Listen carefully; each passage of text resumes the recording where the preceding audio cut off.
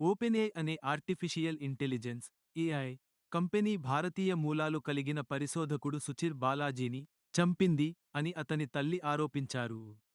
ఆ company AI ఉత్పత్తులను ఉపయోగించిన తర్వాత బాలాజీ తీవ్రమైన ఆందోళన, భయం మరియు భ్రాంతిని అనుభవించడం ప్రారంభించాడని, చివరికి అతని మరణానికి దారితీసిందని ఆమె ఆరోపించింది.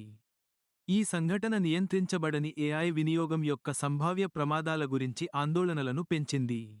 ఓపెన్ఏఐలో మాజీ పెట్టుబడిదారు ఎలోన్ మస్క్ ఈ ఆరోపణలపై ఆందోళన వ్యక్తం చేశారు.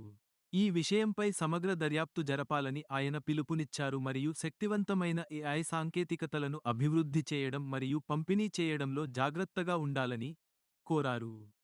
ఏఐ పరిశోధన మరియు అభివృద్ధితో సంబంధం ఉన్న నైతిక పరిశీలనలు మరియు సంభావ్య నష్టాలను ఈ ఆరోపణలు హైలైట్ చేస్తాయి.